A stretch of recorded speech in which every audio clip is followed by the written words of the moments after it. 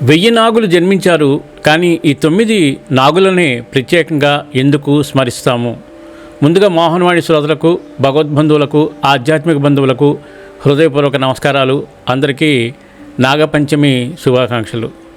నాగపంచమి రోజు నాగదేవతలను పూజిస్తాం, పుట్టలను, నాగప్రతిమలను దర్శిస్తాం, కుటుంబ క్షేమం, సంతాన శ్రేయస్సు కోసం ప్రార్థిస్తాం. కానీ ఎప్పుడైనా ఆలోచించారా, నాగులను ఎందుకు దేవతలుగా ఆరాధిస్తున్నాం? నాగజాతి ఎక్కడ నుంచి వచ్చింది? పురాణాల్లో 1000 మంది నాగుల ప్రస్తావన ఉన్నప్పుడు అనంతుడు, వాసుకి, శేషుడు, పద్మనాభుడు, కంబలుడు, శంఖపాలుడు, ధృతరాష్ట్రుడు, తక్షకుడు, కాళీయుడు, ఈ 9 నాగ నామాలకు ఎందుకు అంతటి విశిష్టత వచ్చింది? నాగపంచమి నాడు తప్పక తెలుసుకోవలసిన అద్భుతమైన పురాణ ప్రయాణం ఇది. నాగజాతి ఆది మూలం. సృష్టి ఆరంభకాలంలో బ్రహ్మదేవుని మానసపుత్రుల పరంపరకు చెందిన కశ్యప ప్రజాపతికి దితి, అతిథి, వినతి, కద్రువ మొదలైన భార్యలు ఉన్నారని పురాణాలు చెబుతున్నాయి. వారిలో దక్ష ప్రజాపతి కుమార్తె కద్రువ ఒక విశేషమైన వరాన్ని కోరుకుంది. మహాతేజస్సు, అపార పరాక్రమం కలిగిన 1000 మంది సర్ప సంతానం నాకు కలగాలి. ఆమెకు 1000 అండాలు లభించాయి. కాలక్రమంలో వాటి నుంచి 1000 మంది నాగులు ఆవిర్భవించినట్లు మహాభారత సంప్రదాయం చెబుతుంది.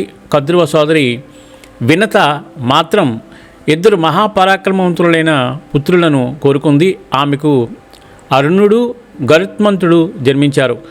అక్కడి నుంచే నాగజాతి చరిత్రలోని ఎన్నో మహత్తర పురాణ ఘట్టాలకు బీజం పడింది. మరి నాగులు ఎంతమంది? పురాణాల్లో నాగజాతి అపారంగా విస్తరించినట్లు చెప్పబడుతుంది.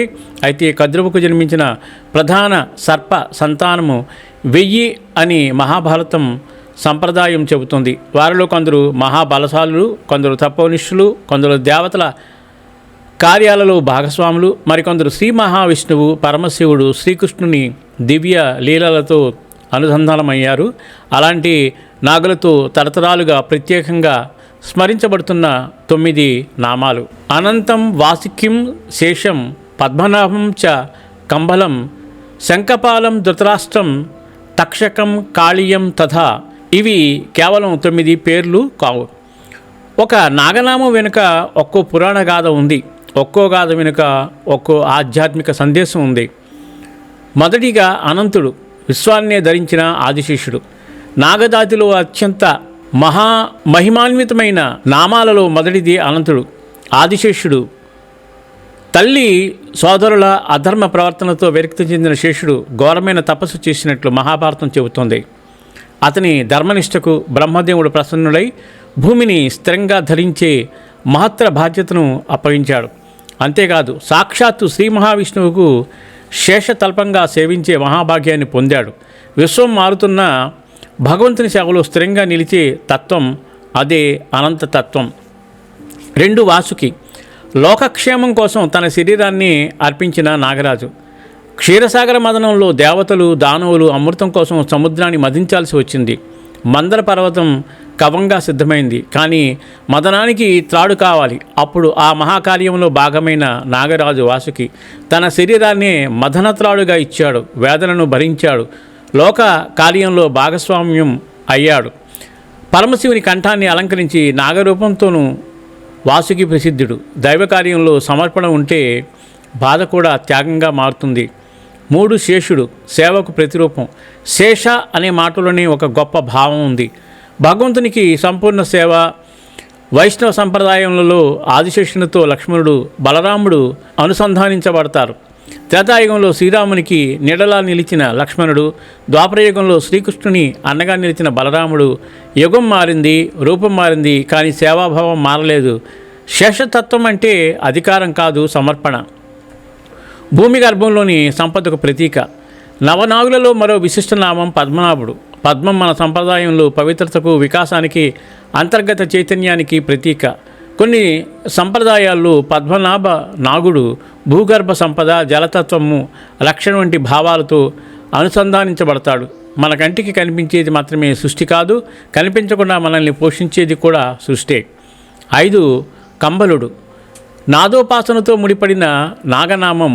పురాణ సంప్రదాయాల్లో కంబలుడు అశ్వత్థరుడు జంటగా ప్రస్తావించబడతారు. కొన్ని పురాణ కథల్లో సంగీతము, నాదము, దైవోపాసనతో వీరి అనుబంధం కనిపిస్తుంది. నాగం అంటే మనకు ముందుగా గుర్తుకొచ్చేది విషం కావచ్చు, కానీ పురాణంలో మరో కోణాన్ని చూపిస్తుంది. నాగతత్వంలో తపస్సు ఉంది, ఉపాసన ఉంది, నాదం ఉంది, దైవస్మరణ ఉంది. 6 శంఖపాలుడు. బలం ఉన్న శాంతిని ఎంచుకున్న తత్వం శంఖపాలుడు అనే నాగనామం వివిధ పురాణ, ఇతిహాస సాంప్రదాయాల్లో కనిపిస్తుంది. శాంతి, సహనం, తపస్సు వంటి భావాలతో అతని కథలు అనుసంధానించబడ్డాయి. బలం ఉండడం గొప్ప కాదు, ఆ బలాన్ని ఎప్పుడు ఉపయోగించుకోవాలో తెలుసుకోవడం గొప్ప. 7 ధృతరాష్ట్ర నాగుడు. నాగవంశంలోని మహాబలశాలి. ఇక్కడ ఒక ముఖ్యమైన విషయం, ఇతడు మహాభారతంలోని కౌరవుల తండ్రి ధృతరాష్ట్రుడు కాదు. ధృతరాష్ట్ర అనే నాగ ప్రముఖుడు. పురాణ సంప్రదాయాల్లో నాగులు పాతాళ లోకాలు, దిక్కులు, ప్రకృతి శక్తులతో అనుసంధానించబడిన సందర్భాలు కనిపిస్తాయి.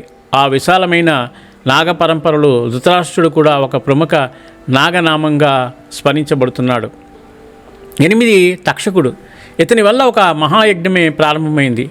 నవనాగులలో అత్యంత ఉత్కంఠభరితమైన కథ తక్షకుడిది. ఋషిపుత్రుని శాపం ఫలితంగా తక్షకుని కాటు వల్ల పరీక్షిత్ మహారాజు మరణించాడు. తండ్రి మరణంతో ఆగ్రహించిన పరీక్షిత్తు కుమారుడు జనమేజయుడు నాగజాతిని అంతం చేయాలని సర్వసత్రాన్ని ప్రారంభించాడు. యజ్ఞాగ్నిలో నాగులు పడసాగారు. ఒక జాతి మొత్తం వినాశనం అంచుకు చేరింది. అప్పుడు వచ్చాడు ఆస్తిక మహర్షి. తన జ్ఞానంతో జనమేజయుడిని ప్రసన్నం చేసి సర్వసత్రాన్ని ఆపించాడు. నాగజాతి రక్షించబడింది. ప్రతీకారం వినాశనాన్ని మొదలుపెట్టగలదు, కానీ జ్ఞానం ఆ వినాశనాన్ని ఆపగలదు. 9 కాళీయుడు. విషంతో మొదలైన కథ భగవంతుని పాదస్పర్శతో మారిపోయింది. యమునా జలాలను విషపూరితం చేసిన మహాసర్పం కాళీయుడు. అతని విషం వల్ల పరిసరాలు ప్రమాదకరంగా మారాయి. అప్పుడు బాలకృష్ణుడు యమునలోకి దిగాడు. కాళీయుని పడగలపైకి ఎక్కి నాట్యం చేశాడు. ఒక్కొక్క పడగ వంగింది, గర్వం కరిగింది, అహంకారం అణిగిపోయింది. చివరకు మిగిలింది శరణాగతి. అప్పుడు శ్రీకృష్ణుడు కాళీయుని సంహరించలేదు, మారే అవకాశం ఇచ్చాడు. తన పాదముద్రలతో అభయాన్ని ప్రసాదించి అక్కడి నుంచి వెళ్ళమని ఆదేశించాడు. మనలో ఎంత విషయం ఉన్నా, మన గతంలో ఎన్ని తప్పులు ఉన్నా, మనలో ఎంత అహంకారం ఉన్నా, భగవంతుని పాదాల వద్ద నిజమైన శరణాగతి మొదలైతే మన కథ అక్కడితో ముగియదు. అక్కడి నుంచే కొత్త జీవితం మొదలవుతుంది. ఈ అద్భుతమైన నవనాగుల గురించి ఈ నాగపంచమి రోజున తెలుసుకోవడం అనేది ఒక మహద్భాగ్యంగా నేను అనుకుంటున్నాను. ఇంత చక్కటి విషయాన్ని మీరు విన్నారు కదా, మీ బంధుమిత్రులకి, శ్రేయోభిలాషులకి కనీసం ఒక 10 మందికి షేర్ చేసి ఈ నవనాగుల గురించి వినిపించండి. అలాగే ఇప్పటివరకు మన ఛానల్కి ఎవరైనా సబ్స్క్రైబ్ చేసుకోకపోతే ఇప్పుడే ఈ క్షణమే సబ్స్క్రైబ్ చేసుకుని ఆ పక్క నుండి బెల్ బటన్ మోగించండి. అలాగే హై బటన్ కూడా ప్రెస్ చేసి మమ్మల్ని ఎంకరేజ్ చేయండి. సర్వేజన సుఖినో భవంతు, లోకా సమస్త సుఖినో భవంతు. ధన్యవాదాలు. స్వస్తి.